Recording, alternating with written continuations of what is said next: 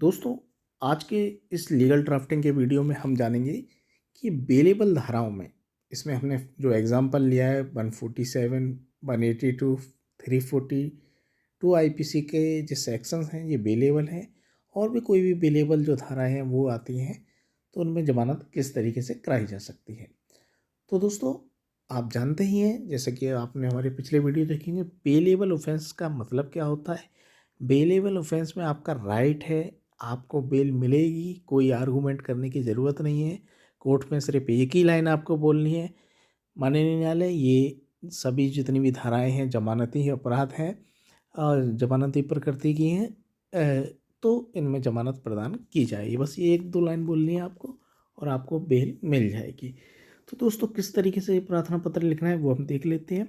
सबसे पहले आपको जो भी कोर्ट का नाम है वो आप लिख लेंगे। जैसे कि हमने यहाँ पर लिखा है श्रीमान जी, न्यायालय श्रीमान मुख्य न्यायिक मजिस्ट्रेट महोदय आगरा, प्रार्थना पत्र संख्या /2024। ये प्रार्थना पत्र संख्या ये कोर्ट डालेगी, ऑब्लिक जो भी सन है, जब भी आप ये एप्लीकेशन लगा रहे हैं वो सन आपको डाल देना है। अब आपको केस का नाम लिख देना है, राज्य बनाम जो भी है राज्य बनाम ए लिख देना है।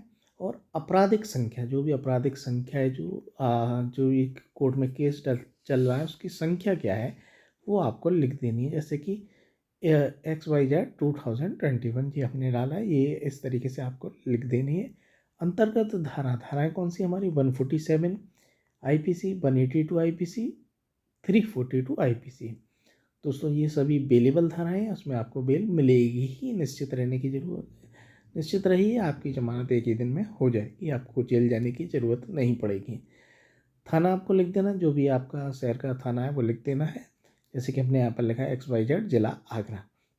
प्रार्थना पत्र वास्ते जमानत हेतु ये आपको लिखना है, प्रार्थी अभियुक्त निम्नलिखित निवेदन करता है।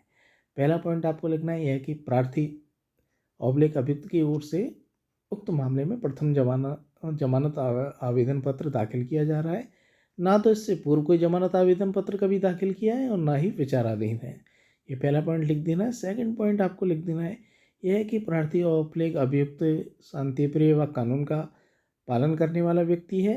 तीसरा पॉइंट ये लिख देना कि यह है कि प्रार्थी औपचारिक अभियुक्त दोबारा उक्त अपराध नहीं किया गया है। उपयुक्त मामले में प्रार्थी तथा औपचारिक अभियुक्त को झूठा फंसाया गया। ये बहुत ही इंपॉर्टेंट पॉइंट है, उसने ऐसा अपराध नहीं किया है। ये आपको लिखना है, इसे आप छोड़ नहीं सकते, क्योंकि आपको ये डिनाई करना है कि हमने अपराध नहीं किया है।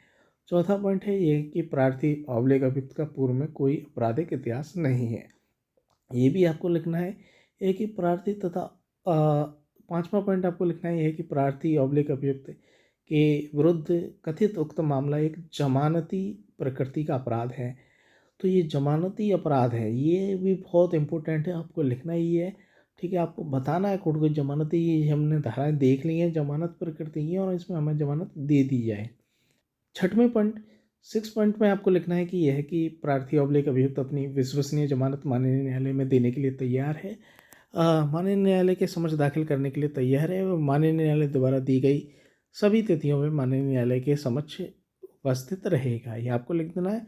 लास्ट में आपको प्रार्थना लिख देनी है। श्रीमान जी से प्रार्थना है कि प्रार्थी ऑब्लिक अभियुक्त को दौरान मुकदमा जमानत पर रिहा किया जाने की के आदेश पारित करने की कृपा करें। आपकी अति कृपा होगी, श्रीमान जी की अति कृपा होगी।